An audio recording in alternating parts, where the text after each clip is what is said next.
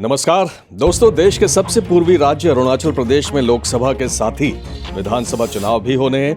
बेहद खूबसूरत अरुणाचल में भी चुनावी सरगर्मी तेज हो चुकी है। भाजपा का टिकट पाने के लिए उम्मीदवार कतार लगाए हुए हैं। मौजूदा विधायकों के साथ ही नए खिलाड़ी भी टिकट के लिए जोर लगाए हुए हैं। आज बात करेंगे पासीघाट ईस्ट सीट की। यहाँ से किसे टिकट मिला ये आपको आगे बताएंगे। पूर्वी सियांग या ईस्ट सियांग डिस्ट्रिक्ट में आने वाली पासीघाट ईस्ट सीट एसटी के लिए रिजर्व है। 2019 में यहाँ कुल वोटर 20,842 थे। उस समय 16,774 लोगों ने वोट डाला था, यानी 80.5% टर्नआउट रहा था। इस सीट पर लगातार 2 बार से बीजेपी जीती है।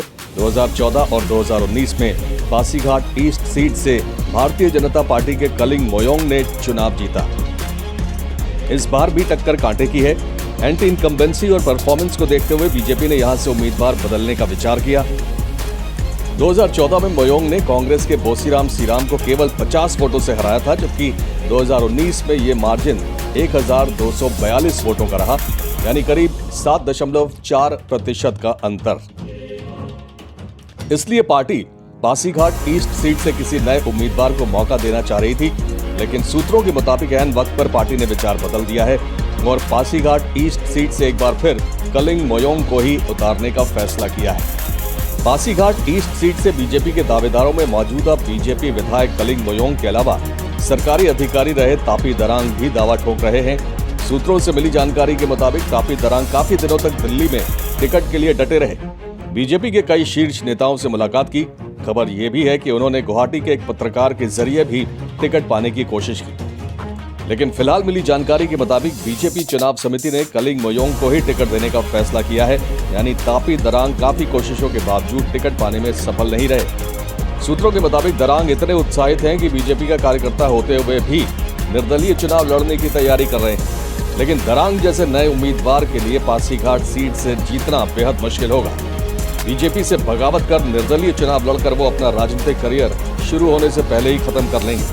उनके विरोधी ये सवाल भी खड़ा करते हैं कि सरकारी अधिकारी रहते उनके पास इतने पैसे कहां से आए कि वो चुनाव लड़ने को तैयार है, यानी तापी दरांग पर भ्रष्टाचार का आरोप भी लग रहा है।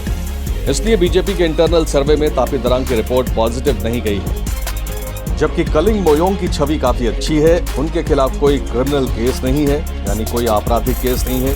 उनकी घोषित संपत्ति 2 करोड़ से ज्यादा है। बीजेपी ने ज्यादातर सीटों पर मौजूदा विधायकों को ही उतारने का फैसला किया है। ऐसे में नए खिलाड़ियों के लिए मौका नहीं होगा। फिलहाल बीजेपी राज्य में काफी मजबूत स्थिति में है। इसी इलाके से पूर्व कांग्रेस सांसद निनोंग एरिंग, सीएलपी लीडर लोम्बो तायंग के बीजेपी में शामिल होने के बाद तो कांग्रेस की हालत और खराब हो गई है। अगर तापी दरांग जैसे कुछ बागी चुनाव में उतरते हैं तो कुछ असर डाल पाएंगे, ये मुश्किल लगता है। Tiger news bureau. दोस्तों, अगर आपको हमारा न्यूज कंटेंट पसंद आ रहा है तो अपने चैनल टाइगर न्यूज को लाइक, सब्सक्राइब और शेयर करें।